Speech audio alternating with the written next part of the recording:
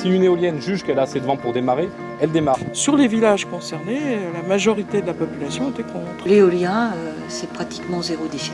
18 seront implantés sur le territoire de la communauté de communes. Je suis totalement opposé au projet éolien qui va détruire totalement le paysage du canton. Pour que nous gagnions le combat aujourd'hui, que nous menons dans la transition énergétique, il faut que les éoliennes tournent. Aujourd'hui, cela représente 15% de votre facture d'électricité. Le directeur EDF a dit qu'il ne fallait pas faire trop d'énergie renouvelable. Ça a augmenté les émissions de CO2.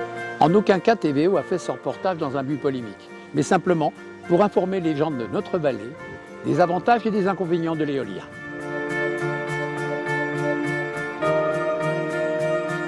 Voilà, donc le parc éolien fait 27 éoliennes, comme on vous a déjà dit plusieurs fois.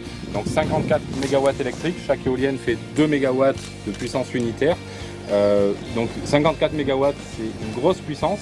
Donc pour évacuer cette énergie sur le réseau électrique, on injecte sur 3 postes sources différents.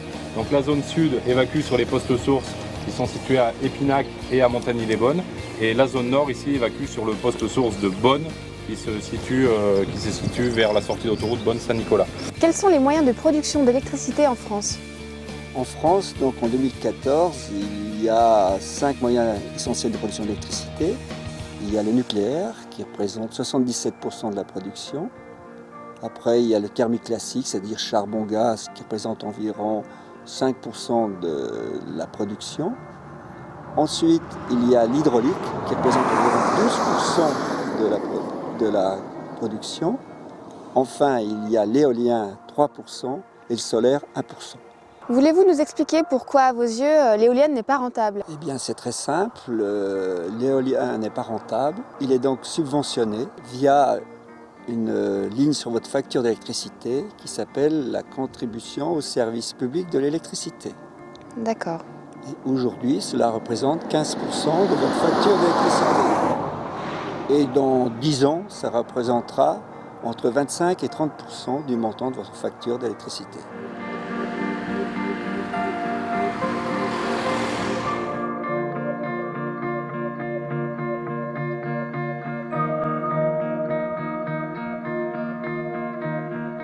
Daniel Lamal, bonjour.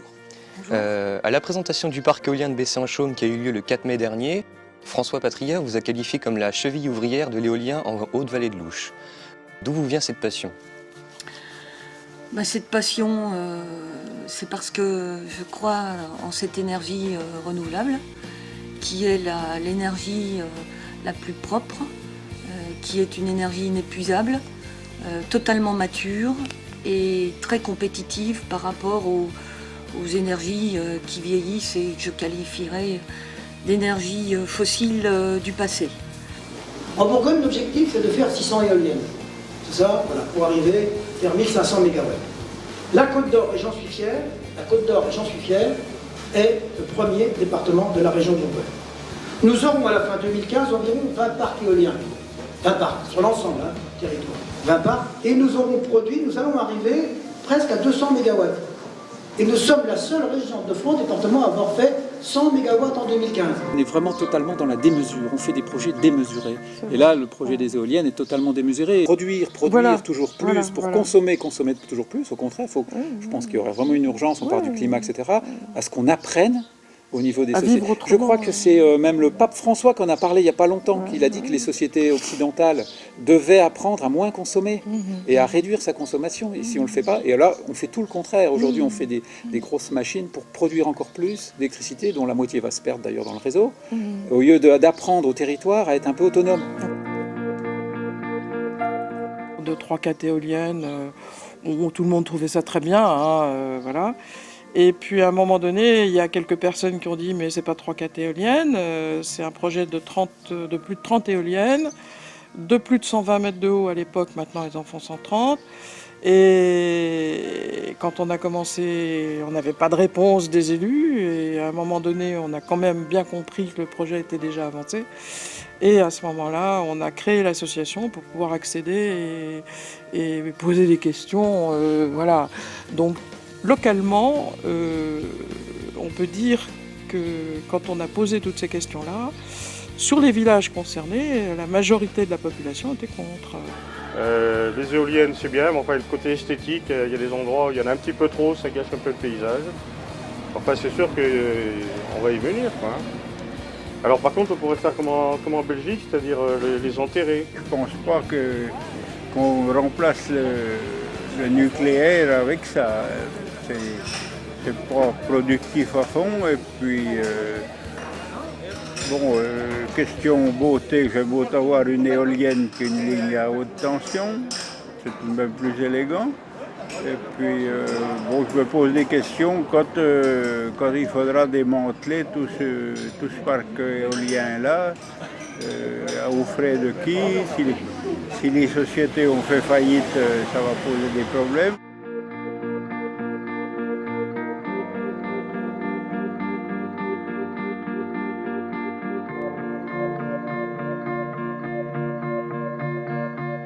J'ai aussi l'impression que ça peut perturber les ondes de téléphone parce que j'ai du mal souvent à voir ma fille qui est à 200 mètres des éoliennes à la ferme de la Balance.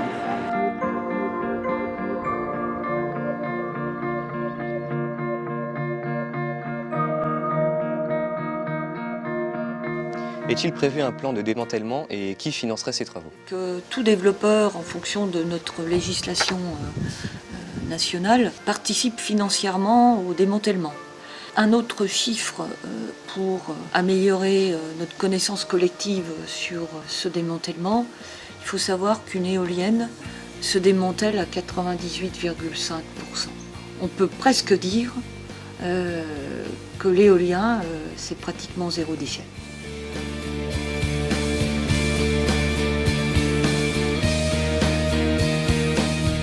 Le gros avantage de cet engin, c'est qu'une fois installée, elle ne pollue plus. Vous avez tout à fait raison. Une fois qu'elle est installée, il n'y a plus de pollution. Simplement, il faut savoir que pour les construire, on a besoin de ce qu'on appelle des terres rares. Et pour obtenir ces terres rares, il faut extraire une petite quantité d'une très grosse masse. Et cela donne lieu à une très grosse pollution.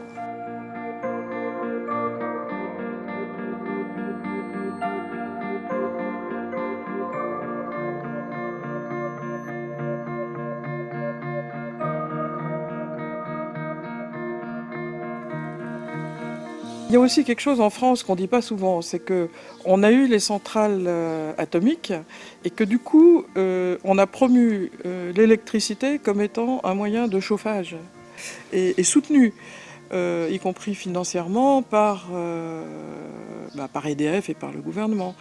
Et en réalité, si on dissociait déjà très simplement le chauffage de l'électricité, en utilisant les ressources locales le plus possible, ça serait intéressant. Ici, on nous parle de lutte contre le CO2 et on continue d'exporter du bois de chauffage, des bois qui sont cueillis, coupés ici, exportés sur l'Italie. Franchement, ça laisse rêveur. Est-ce que l'Italie n'a pas intérêt à faire plutôt du photovoltaïque et du solaire et nous, plutôt à utiliser le bois? On a une quantité de bois déchiqueté qu'on laisse pourrir. Et on n'est pas capable de soutenir et de promouvoir des entreprises locales. Nous, ce qu'on aurait souhaité, c'est des vrais schémas régionaux et non pas des schémas régionaux qui ont obéi tout simplement au lobby.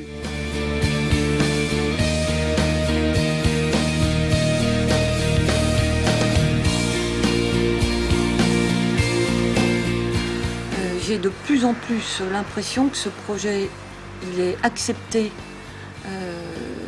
par les habitants du territoire. Et pour favoriser encore plus cette acceptabilité, il est important que nous communiquions de façon très positive sur l'utilité de cette énergie renouvelable, son impact au niveau de l'emploi, au niveau économique. Il y a effectivement des retombées fiscales extrêmement importantes pour notre territoire. Donc on peut les évaluer à peu près à un petit 215 000 € annuels, dont 136 000 € à peu près pour la communauté de communes, et les communes accueillant ces éoliennes percevront le différentiel. Ce qui est vraiment un objectif essentiel pour les élus locaux, c'est que l'argent de ces éoliennes soit réinjecté dans la transition énergétique pour réduire la facture énergétique, que ce soit des communes au niveau de leurs bâtiments publics ou que ce soit au niveau des ménages.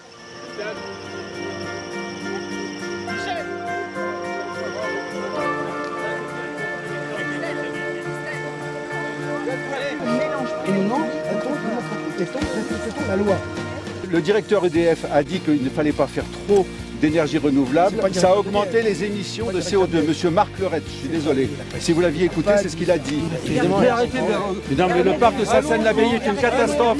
Le parc de Sainte-Seine 25% du temps. Mais absolument pas. 18% Sainte-Seine. 18% Sainte-Seine. Je rappelle que vous avez déjà été reçu et que l'ensemble des procédures qui ont permis l'aboutissement de ce projet ont fait l'objet de recours qui ont tous été perdus. Donc ces projets, ces projets sont installés dans la légalité, dans la plus grande légalité. Mais bien sûr, on achète les populations, on achète les villages pauvres. Bien sûr, et on achète évidemment les juges du tribunal administratif. On nous coupe les vivres et on nous force à mettre des éoliennes, madame. Vous le savez très bien. Et je parle, je suis compétent pour en parler, madame. Je suis le maire de mon village. Les éoliennes, moi je trouve ça bien.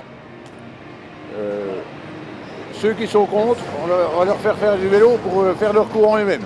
Je trouve qu'il y en a un petit peu trop, de plus en plus. Si ça a une efficacité, tant mieux. Je disais que ça allait faire baisser la valeur des terrains. On prétendait que c'était dangereux, que les pales risquaient de s'arracher. J'ai assisté à une réunion et j'ai participé à une réunion ici à la mairie de Bligny-sur-Ouche qui était démente. Voilà. Et je regrette beaucoup que les politiques ne se soient pas plus mouillés. C'est vrai que j'ai la réputation d'être anti-éolien, mais bon, je veux quand même préciser que je ne suis pas du tout contre la transition énergétique. La preuve, c'est que je me chauffe au bois, j'ai acheté une voiture hybride, mais installer des éoliennes pour détruire le paysage, je dis non. Même si nous avons quelques retombées économiques, elles seront éphémères, elles ne vont pas non plus booster l'économie de la communauté de communes, comme j'entends dire. Il est effectivement dommage de gâcher de tels paysages chargés d'histoire.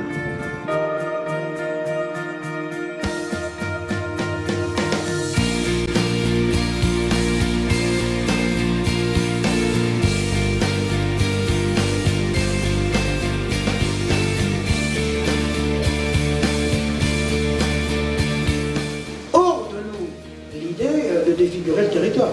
Je dirai un tout petit mot si vous voulez, mais l'idée, c'est de faire quelque chose à la fois d'intelligent, qui mobilise l'ensemble des acteurs, toutes les entreprises avec nous, d'abord de l'emploi, ensuite de l'énergie, de le faire avec conviction, en essayant d'entraîner aujourd'hui autour de nous un certain nombre de partenaires. Comme j'ai remercié ceux qui sont là, je ne vais pas remercier ceux qui nous ont embêtés, madame le sous-préfet.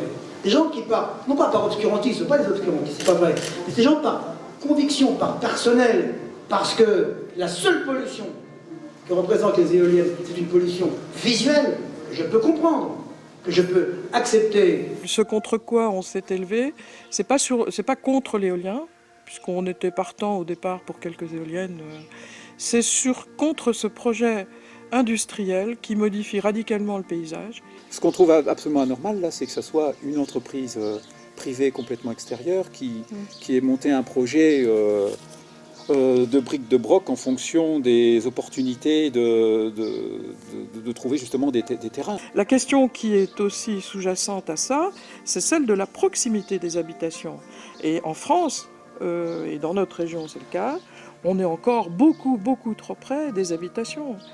Et puis on est dans des sites où la production est quasiment nulle, parce qu'au départ, je me souviens très bien Eolres disant qu'elle tournerait à 25% du temps, puis au fil des réunions, il y a même un professionnel d'Eolres qui a dit « Oh, ça ne sera pas 20-25, ça sera 18%. » C'est très peu, et 18%, et en plus cette énergie, elle est véhiculée à 20 km.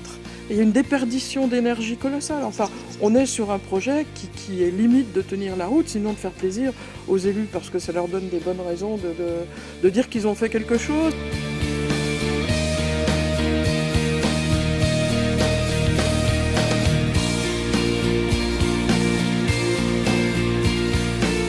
Est-ce que l'éolienne qui se trouve derrière nous fournit assez de courant pour alimenter une ville comme Villes-sur-Rouge par exemple? Alors, je dirais qu'en moyenne, oui. Si on fait des calculs, une éolienne comme ça devrait théoriquement, s'il y avait du vent constant, alimenter environ 5000 personnes. Comme je l'ai dit tout à l'heure, en fin de compte, ça ne fonctionne qu'un tiers du temps. Donc il faut diviser ces 5000 personnes par 3, on arrive à 1500 personnes. Puis par ailleurs, dans une ville comme Villiers-sur-Rouge, il y a des petites industries, il y a des artisans qui consomment aussi l'électricité. Il faut à nouveau diviser par 3 et on arrive à peu près à 500 personnes.